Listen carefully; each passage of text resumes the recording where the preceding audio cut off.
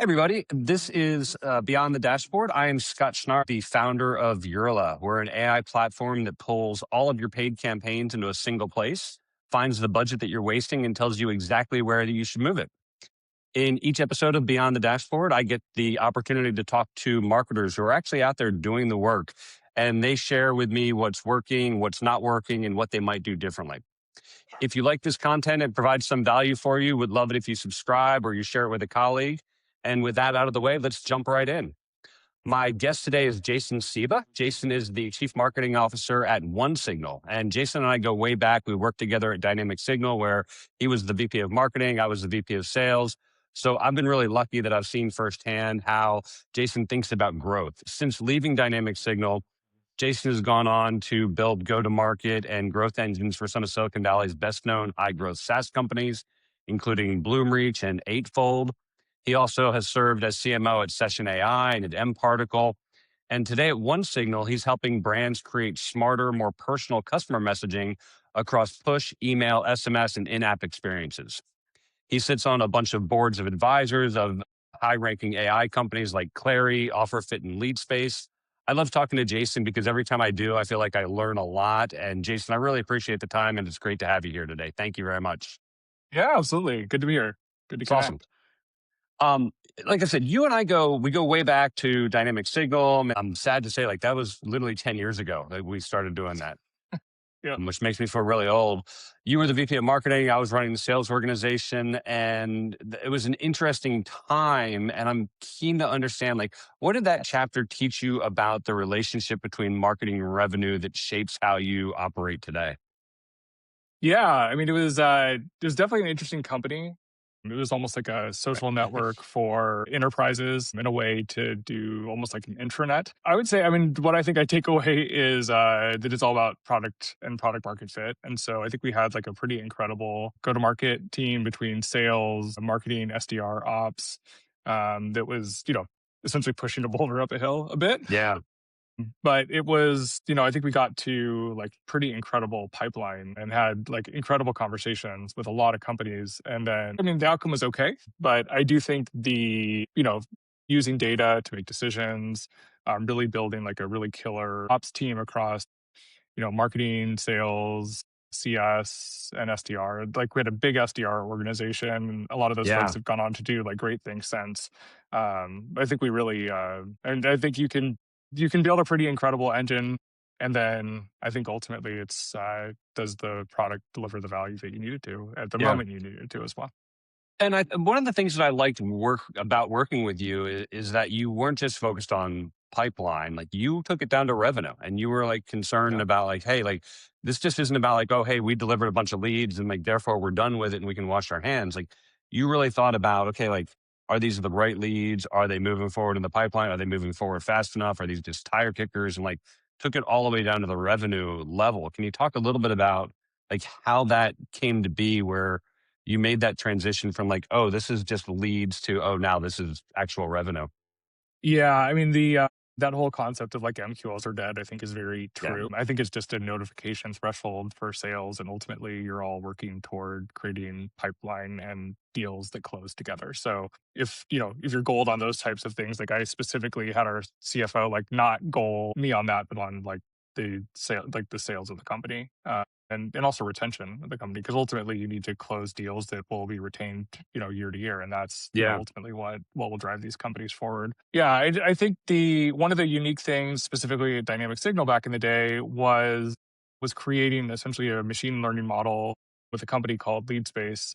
They're like very early on in that world, and we were able to understand and essentially predict who would close, like what types of companies and people would close. And so we let that model run for a few months, and it really proved out. And then part of that was like the ability to be able to target the right companies on the front end, and even people who came inbound, where we just essentially would say like, we can't really serve you, which is, I think pretty counter to what a lot of companies are doing, where they're like trying to hold on to like Yeah. every bit of intent and push things forward all the time.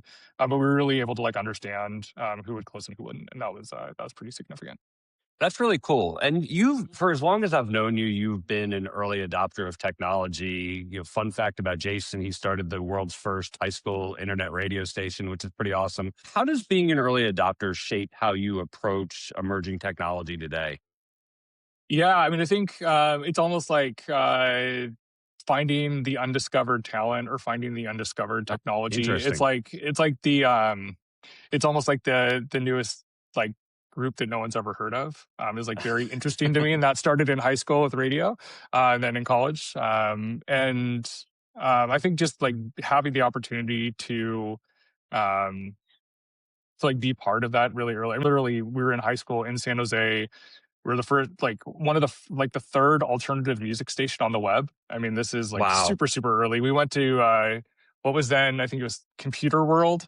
We wanted to, I'll tell a little story here. Like um, there were no FM signals available, obviously in the Bay Area. And so we went to um, this trade show and we found this company called Progressive Networks before it was Real Networks. So, Real Networks, they were doing all Oh, the sure. early Yeah. streaming. And they're like, oh, you're a high school? That's awesome. We'll like give you the tech. And so we convinced the superintendent. So this is a Valley Christian in San Jose, and convinced the superintendent to spend, tens of thousands of dollars on lots of bandwidth to be able to deliver audio on the web and super early. And I think Wow. just that experience. I mean, we had millions of listeners a year to our little high school radio station from all over the world. And I think that just turned me on to what was possible, especially when you're on the front end of things. And so then it was, what is the newest group? What, when you're hiring people who really is like that undiscovered talent that no one knows about yet. So that's one of the reasons I loved, running SDR teams and finding people who are like really early in their careers, a lot of them have gone on to just like amazing things Yeah. since. But I think that all, and I think also just like playing with technology. Like I've always been a geek at heart, and built computers growing up, dialing up BBSs before there was the internet. Like I've just always been into what's new, and so I think now, I mean, it's super interesting. I mean, right now it's like incredible, right, with the explosion of Yeah. AI So tech much and what's stuff. happening. And so I like right now, like I'm spending a lot of time actually like building AI workflows and like trying to understand deeply like how you can like reform what go to market looks like with a combination of like people, AI, and like tech. And I think that's going to look like really, really different in the coming years. And there's some of the reasons why it's just breaking like the current ways that people do things, like on a typical SDR job where people are pounding the phones and emailing people. When you have machines that can do it at massive scale, like it'll just break the channel. I think we've already seen that. Like for example, like we're all getting like tons and tons and tons of emails that are perfectly personalized, and so essentially you get like personalization blindness. You just like you don't care anymore. Because it used to be that people were investing, there used to be some value in people like investing time in prospecting you. And now that can be either faked or done reasonably Yeah. well, it just breaks those types of tactics. So going back to it, like I think there's like a real interest in using the technologies to drive real outcomes, and then trying to find what's unique and interesting in this world. And I think that the explosion of marketing technologies makes it like hard to like see what is valuable sometimes. And so there was a time when there was a time many years ago I was taking like 200 plus demos a year of MarTech technologies, right? So like this is Yeah. an early Bloomreach. Like I had a chief marketing technologist title and was just trying to find the newest things. And so like I remember we were evaluating like SalesLoft and Outreach and a company called Persist IQ before they even had Salesforce integrations, and just trying to like make sense of that world. And like Lean Data, I think we were one of the first people to give them money. And like some of these companies are like pretty fundamental in the sales tech, MarTech space. Luckily we were, in Silicon Valley, in the right circles, like running the Marketo user group. So we were able to get access to those things, but also like people were coming to us to try to sell what they had. And so I think we had this opportunity to kind of get the latest things. And now like with AI, it's like so massive. And I think the ability for so many people to create technology, it's hard to see what is most valuable, especially when like the go-to-market process is all changing. So definitely a lot of experimenting going on right now. Well, that's what I want to dig into there. Like if you if you're a sports agent and you're looking for that young talent, you look for, is this person faster, stronger, better, whatever. When you're evaluating people, I'm looking for grit and I'm looking for, drive and goal setting and all of that stuff. When you look at technology, like really early technology like that, what are the signals that you're trying to pull out of that early on? And is there something like, because now to your point, there's 10,000, 20,000, whatever MarTech companies out there. Like, how do you find those diamonds in the rough? Is there something that you're looking at that jumps out at you that goes like, oh, this is going to be valuable? Yeah, I mean, I think it's changing a lot because I think there was a time when you could look at marketing technology and the way I describe it is you kind of find that nugget of something that is unique, that is defensible. And so it was a lot of times it might be like a workflow or unique data that's defensible. The thing that makes it like really interesting today is now you can integrate technology so much more easily and sub things in and out and then build workflows that tap into like lots of different, data sources and systems quickly. So you don't, so the that pain of change is so low at this point. I think it's changing how people are um, evaluating these things and also like the pain that it takes to like bring them into your organization. And Yeah. so that's it's just really different for me now. Like we're experimenting and trying like a lot of different workflows and kind of endpoints, and then also we've trained kind of this like AI brain that has like a really deep understanding of our customers, like through like really deep like win-loss analysis and like gong recordings and Oh, understanding our cool. ICP. And so then it's you can run all of these workflows, but when you have this deep understanding and deep training, then the outputs are like so much more valuable. And so then you have essentially like agents that can run and do complex workflows and know the right things to do and have the context of the world. And so then it's like plugging in. To me now, it's like, how do we find unique sources of data to trigger, essentially to trigger action? So we've done some like low cost, use some like low cost vendors to like be able to identify website intent like at scale. And that's just a trigger then to run this like complex workflow to like actually like understand the company, understand the value, and then write like very personalized emails and then pass those off to SDRs once people engage with us. And so, or, if we're doing things where like people who are launching new apps, it's like actually identifying them, identifying, um, why they might be a good fit for us, and then introducing them to like our, essentially our low cost Yeah. or free product where they could just start immediately. So you spent a career like going into early stage companies, building out their go to market engines at companies like Bloomreach and Eightfold and MParticle and Session. And now you're at OneSignal. When you go into these organizations, is there a common thread that you're thinking about when you try to approach a new marketing organization in terms of what are you looking for before you even take the role? And then like, what are the first couple of things that you need to build out? Yeah, I think, what's unique is like everyone's different. And so I know that maybe is a little cliche, but Yeah. it's really true. I mean, it's if it was all the same, it would be honestly be kind of boring. And I also think Yeah. about especially even since Bloomreach, so the last like five or six companies, like I really feel like the my job is just to go find where the most challenging problems are and to go try to fix them. And so part of it is actually just trying to get the data so you know where to go fix things or work through challenges. And some companies are better than that than others. Some companies are like super data driven and have it kind of baked when you walk in. That's pretty rare. But I think others, it's like you have to, kind of build some of that from the ground up and like get to where real truth is, and then go, you know, find the people who are capable and interested in going and making those changes and improvements, and then experimenting, learning, and that might be anywhere from ops to marketing through go-to-market teams, CS. I mean, it spans kind of the gamut, and so Yeah. I always know that like my core job is to drive pipeline and ultimately revenue for the company, but there's a lot of areas where you can work within these organizations to make that happen. And so there's also like areas, sometimes you go into a company and like there's a certain area that's like working fine. And so I think finding that area of like the biggest pain and identify. And sometimes like companies are pretty complex and it's like hard to find that immediately. And then, it takes some time and you dig in and you start to understand like where the challenges are and you go from there. Yeah.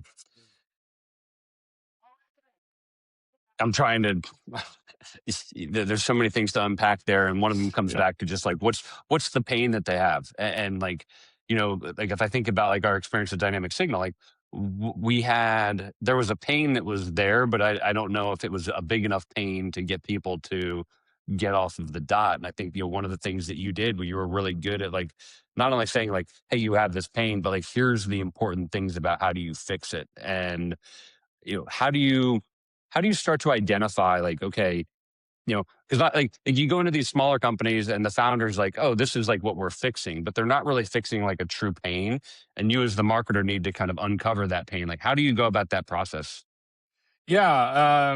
I mean, talking to customers Yeah. and also using the product. I mean, I think one of the fun things is being kind of a MarTech nerd at heart. Like I can actually, I'm a lot of times I'm the customer. And Oh, that's so a good point.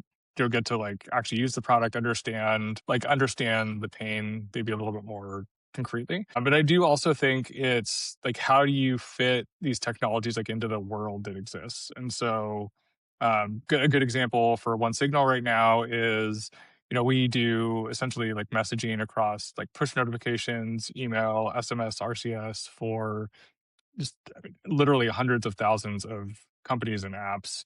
And we're kind of the only one that is, I would say, going to market in this way with like cross-channel messaging at like really, really huge scale. Literal trillions of messages a year that are Oh, being wow. sent, and driving billions of actions, which is I mean, just is incredible the scale that's going at, and so. But like putting yourself in the shoes of marketers or product folks these days, I think realistically, it's like, how are you going to drive growth? Like we just positioned the company around delivering growth in a noisy AI world.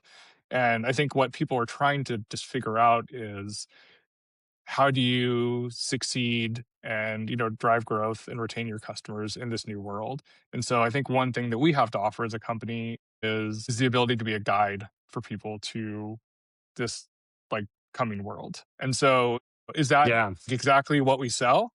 Like, no, it's not, but it's part of what we can offer because we're looking across, many, many companies and helping them solve this problem. And I think people like need to build trust with these companies. And so part of this is how do you understand and contextualize like technology into the world that exists, and help people along the way. And I think that's like much deeper than just like the software you offer. The other thing is like now I think software, you need to just like see it and touch it and use it. And so one of the reasons why I joined OneSignal is because it is a technology that AI can recommend, use, like integrate and then use all together and without necessarily even a human in the loop at times. And so I think that is, finding these kind of like unique things that you can highlight and help Yeah. companies like go from there is a big piece of the puzzle.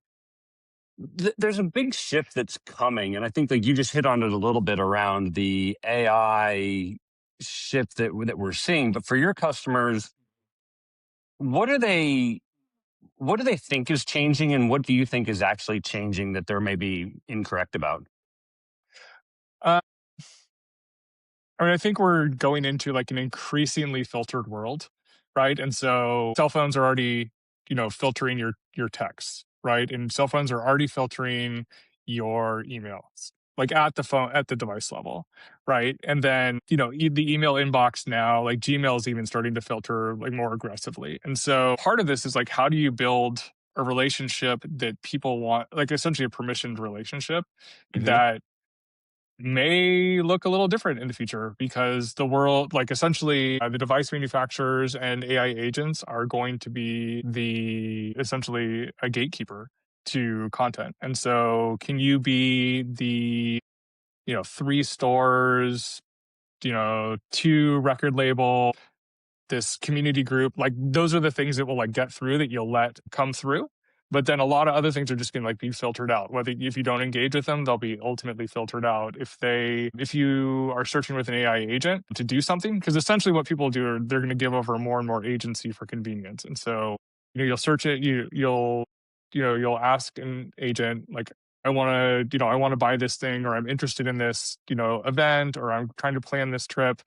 And then it will use, your messages for personalization, but people may not be like just looking through their email and going through like this Right. like list like they did in the past. And so I think, and then also like when it comes to like like notifications, which I think like push notifications, which I think is like if you're allowing a company to interrupt your life whenever they want to, like you better care a lot. You're going to only give that, kind of give that right to a few companies and like sports leagues, for example. Like that's like we did a talk with one of our customers, like MLB, and just actually being able to really value people's attention so that you don't blow it. Because like you're one annoying push notification away from someone like turning you off forever. Right. And so I Right. think that that's something that people, these brands are massive and they have incredible scale, but they're essentially trying to figure out how to individually communicate with people and add in like the correct amount of time and respect their permission. There's actually a great blog post that we put together from one of the talks from MLB recently that they did with us that I think is like pretty amazing, like breaking down how they would treat people differently based on their interest level and timing. Oh, that's interesting. Can you send me that link and I'll put that in the show For sure. notes here? Yeah, absolutely. Cool. Thank you. You're on the board of advisors, or maybe even the board of a bunch of companies. I mentioned Clari and LeadSpace and OfferFit. What are the GTM mistakes that you're seeing at these startups most often? Yeah, and a lot of those those have been over the years too, and there's some new ones Yeah. too that I've been involved with as well. Some of them are still in stealth and working toward launching their products. There's like I said, like all these companies are very different. I think one of them comes to mind, which is just like trying to position their product in the market.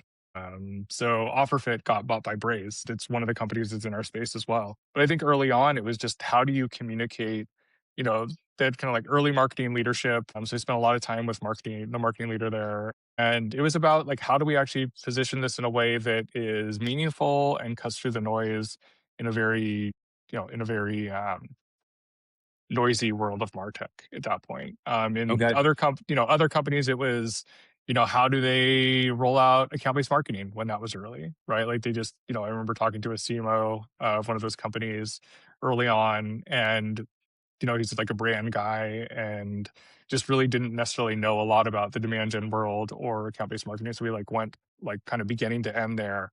And that company, got into, was worth many billions of dollars as well over time. And it's just like, I think each one of these things is just trying to figure out like what people need at that moment. And I do think I think you sometimes get flavors of CMOs, right? Where people are, very focused on like, people come from the brand world, where they come from the demand gen world or ops world or product marketing, and being able to bring it all together is very difficult. And so, I definitely like grew up in the demand gen ops world, but over time have, I think, really expanded to the other areas. And I think when you're working with these companies, it's part of it is trying to find those areas where you can make a difference and where you can move the needle. And that's, I think when you've seen the story a few times, I think it becomes like a little bit more clear where to focus. And I think I think also you sometimes have like early stage your founders who haven't run marketing or haven't had like strong marketing leadership in a company ever. And so part of that is helping them understand what good can look like and what's Yeah. important there.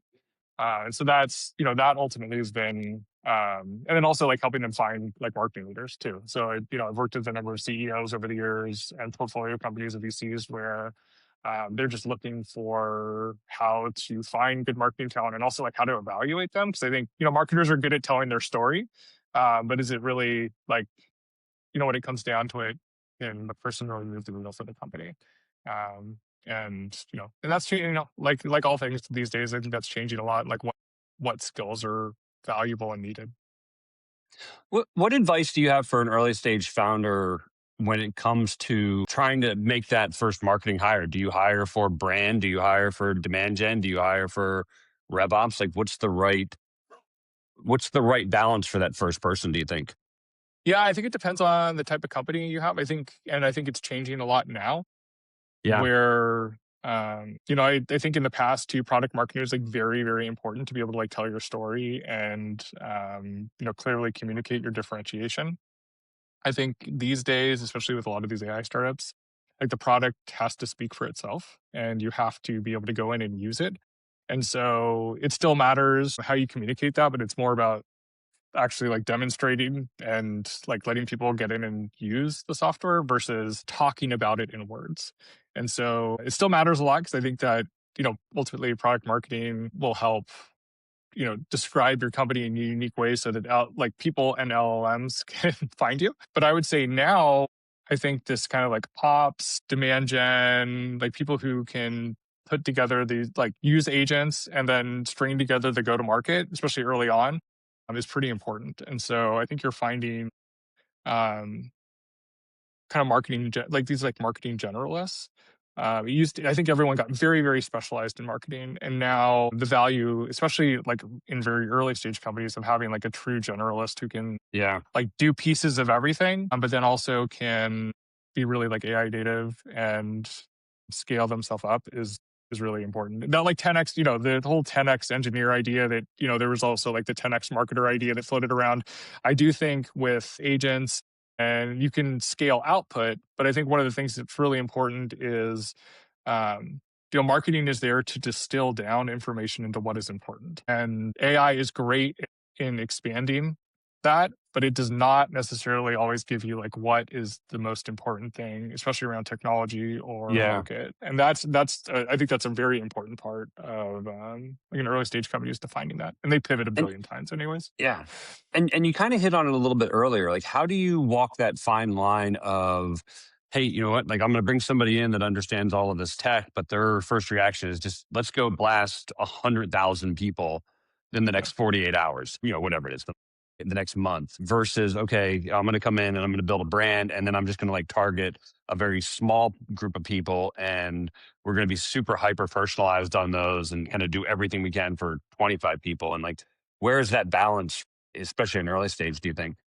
Yeah, it depends on the type of company that you're Okay. building, right? I mean, Yeah. I think, probably one of those, you definitely shouldn't go spam 100,000 people, which everyone can do Right. now, but Yeah. doesn't work. And increasingly is not going to work because everyone can do it easily, especially in a personalized way. But I think actually going to where people are and building trust with them is very valuable. I think there's, some real value right now to authenticity and even like in person events, and the ability to like cut through the noise there, I think is really important. Yeah, I think the when you bring someone in early stage, like you want them to like have the ability to solve these like go to market questions, right? And so whether or not you're going for a broad set of companies and selling a lower cost product, or if you're going and focusing on the Fortune 500. Like I've been in companies that have done both of those, right? And Right. sometimes they have both. I would say in OneSignal's case, like we're going enterprise and all the way down to like many free customers. And so there's some products that can kind of like run the gamut. Those are very few and far between. I would say what's probably better for most of these companies is like really deeply understanding potential buyers and then finding more like them, and then having like unique ways to go to market. Like there's a company that I've advised for the last couple of years, and like they have a really unique way of going to market through kind of a set of industry advisors in e-commerce, and then they get a ton of product feedback, and they have the ability to have lots of conversations with people that are in market, to help them decide what types of products to build. But then also those people are trying to get their own problem solved, and so it's almost like part product, part consulting for this industry. It's just like kind of an interesting way of going to market. It's like very different than what I've seen, others do. Yeah. And so, yeah. Like, so is that what demand gen teams need to be thinking about right now to fill their top of funnel? Is just, I've got to be so differentiated from the 99% that are out there. Whereas like, 10 years ago, you could be a little bit differentiated. Now you have to be really, really different to stand out amongst the 15,000 companies that are there that are sending 10,000 emails. Is that the Yeah, I right mean, way to go? I think there's a lot of different angles to that. I think part of it is discovery, like essentially product discovery is changing massively. And so I think Yeah. what people are doing, it used to be that people would go to Google, search, and then go to a bunch of websites, try to make sense of this. You know, you talk to analysts, you go to G2, you go to these other places to try to make sense. Now people are going to an LLM and saying, here's my problem. Yeah. What are some options, and it will recommend a few options. And so part of this is and it's essentially in some ways like a bit of the SEO game, but with a lot more depth. Can you solve this problem for people? And so one of the reasons why I specifically chose OneSignal as an organization to go to was this idea that they already had massive scale in this market, and the friction to get started is very low. And so as people are trying to go, to me right now, there's just going to be this massive explosion of apps that get created. And so you essentially need to like show up where people are trying to solve the problems. And so that to me is, incredible documentation, differentiated messaging, and then a product that like AI can use at this point if you want to even play. I mean, that whole world, there will still be a world of enterprise software because they're business buyers in these large organizations they're essentially buying the outcome. They're not necessarily buying Right. software. They're buying like the trust in an organization to solve business problems with them with technology. And so I was at a company called Eightfold AI.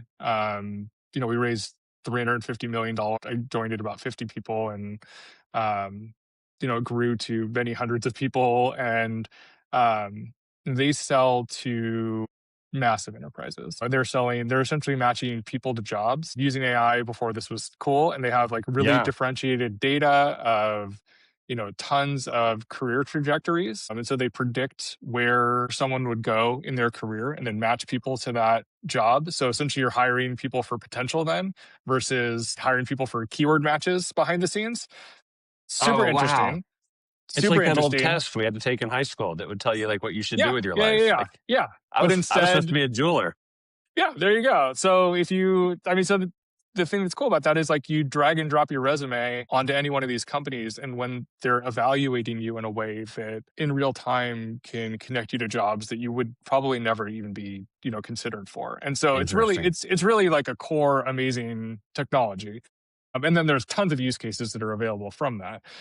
But they sell to massive enterprises, right? Like Yeah. the Microsofts of the world, and big government agencies, and even like the DoD was trying to match people coming from the military and the jobs that they had in the military. It's very hard to map them to jobs in the civilian world, and so they were able to do that at scale and beat out a ton of big companies that were competing for essentially this prize to help people get jobs when they leave the military. And so there is Hmm. this world where there's really highly complex problems, and there's a ton of data that's needed, and people are trying to run these massive organizations. And so they're not just going to like put a prompt into an agent and hope for the best. Yeah. They really need like that scale. So I do think there still will be selling to like really big enterprises. That said, I do think that more and more people will be creators and Which builders, to me and I is think super exciting. yeah, it's cool. And it also expands the ability to create from essentially coders to like everyone. And so Yeah. that also means that like there's going to be tons and tons of applications that get created, tons of technology that get created. But what's great is that you can now integrate them in much more easily. And Hmm. so yeah, so I think that's ultimately that's like the interesting part of the kind of coming world. And then like how you would, as a company, I think you have to see where the world's going, and then no one knows, right? I mean, no Right. one, even the people in the big, the Sam Altmans of the world, like they are making predictions, but but they'll all admit like they don't know where it's going. But if you're able to play with the technology and like have context of where the world's going, like you can definitely make bets to try to win.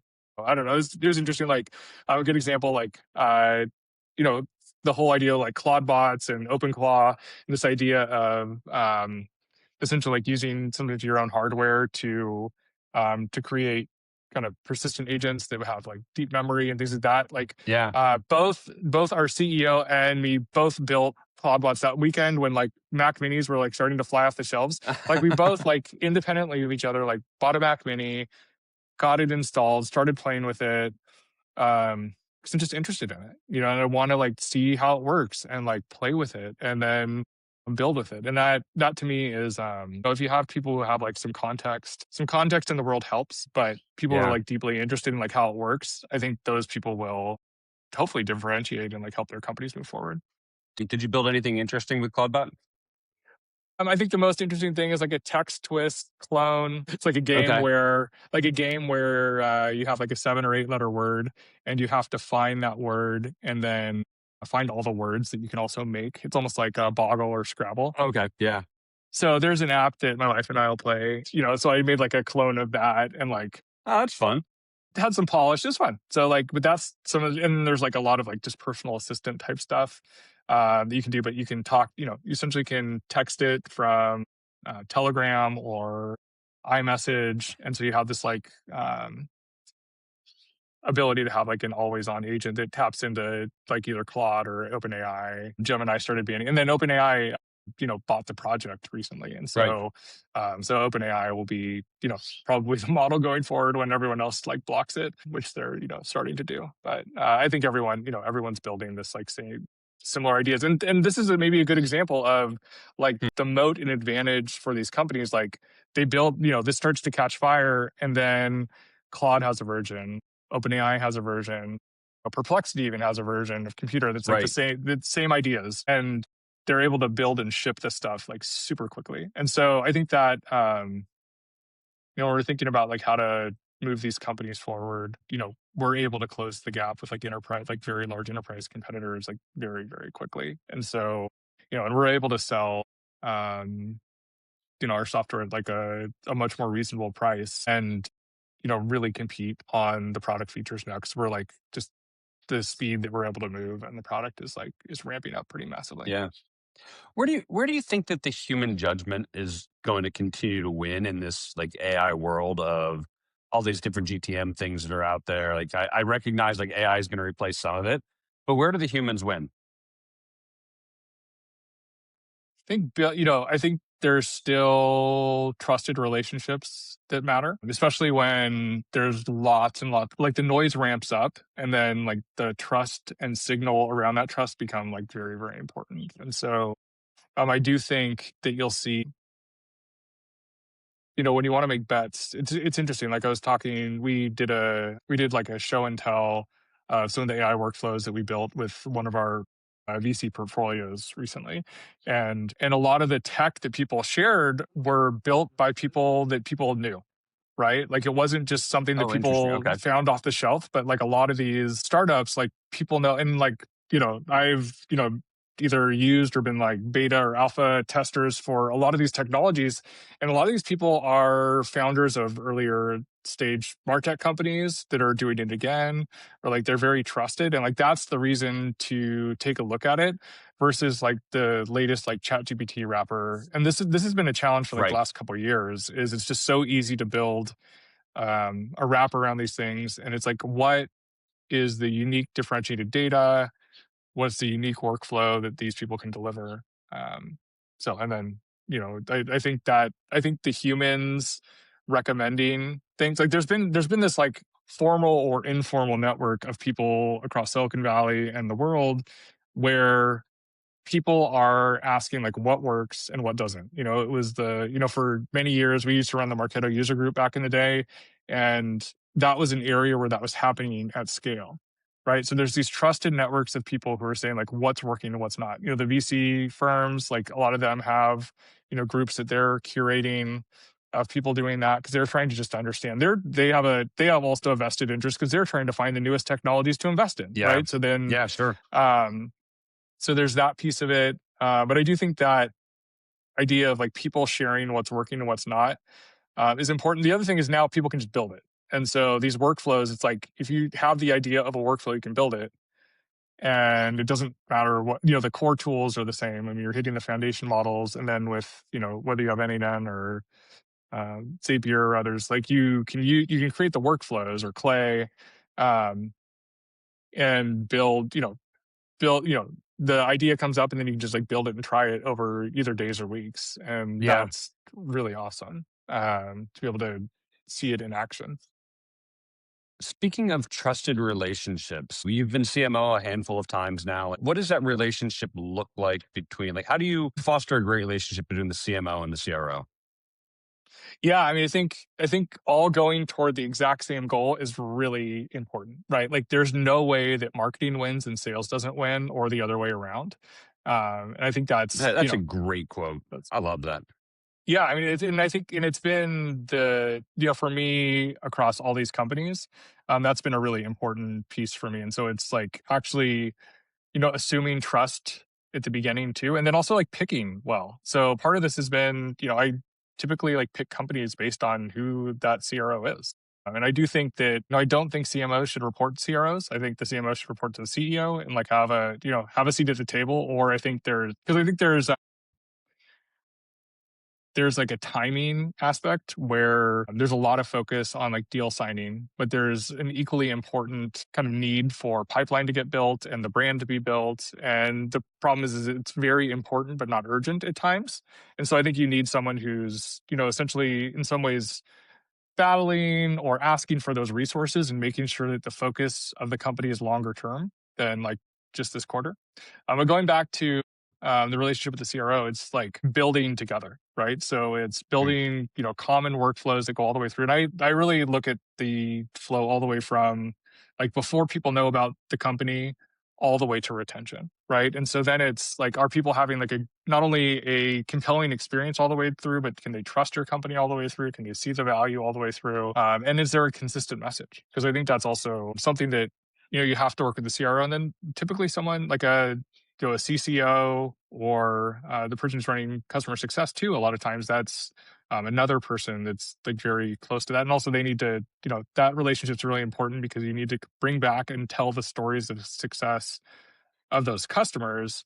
That's really I mean, to me, that's really the game of marketing is like identify the right people and then go tell the stories of their success and then arm, if you have enterprise sellers, like arm them to then go retell those stories and make kind of up and down recommendations to those people using Yeah. customer stories.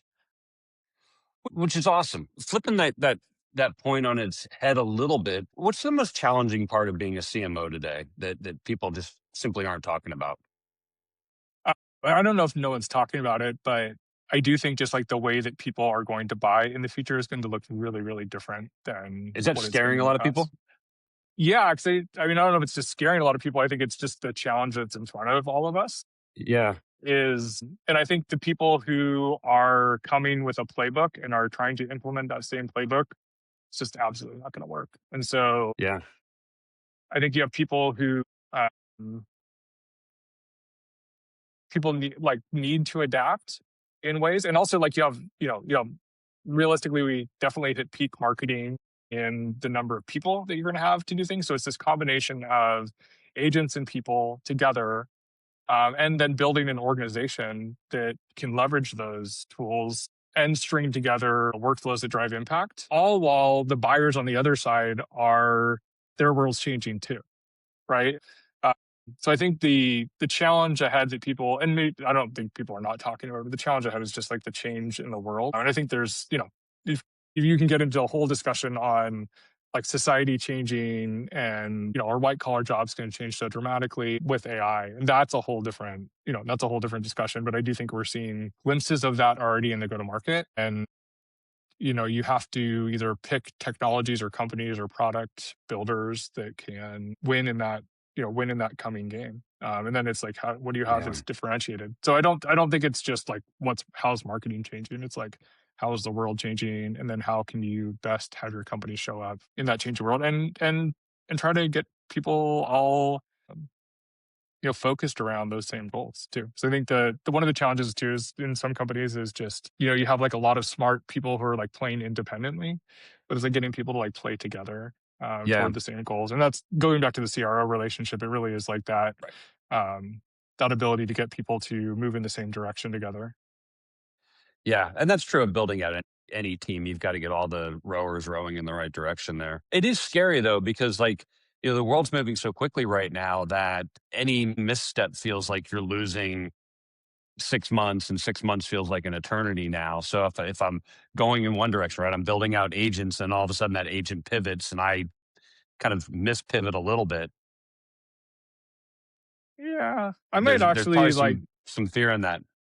Oh, Yeah, challenge it, please. I might even say the other. I might even say the opposite of that. That Okay. because you can, like, it's almost like the speed of ideas.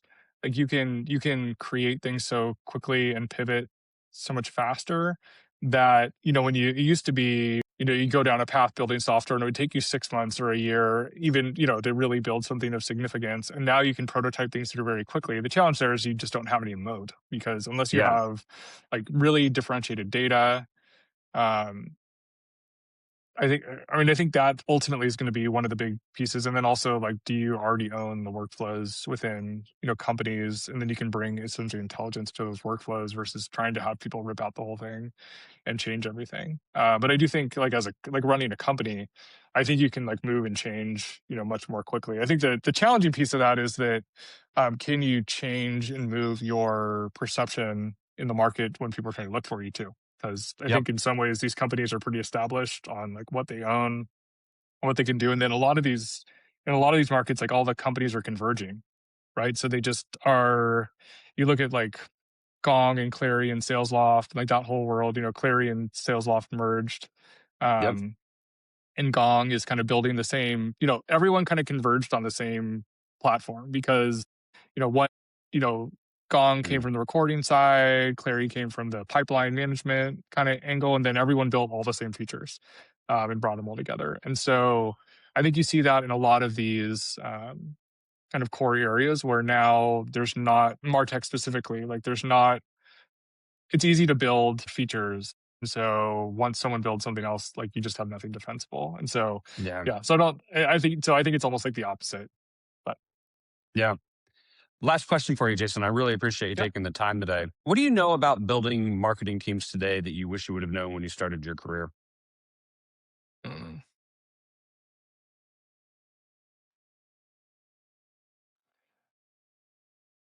I think it's all, in some ways it's all about the people that you bring together and getting them to like work together and move in the same direction.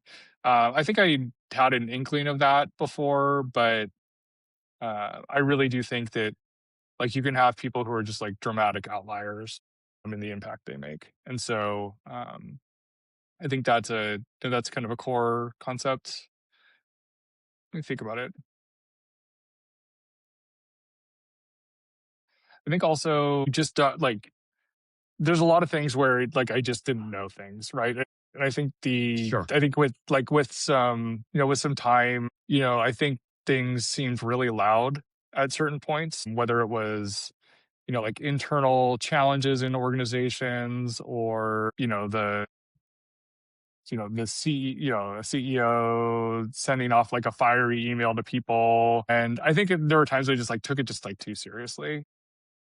Like you just, like if you can like show up and do well and drive these organizations forward, like I think really like people want like a trusted partner, ultimately, like whether it's the CEO or CRO.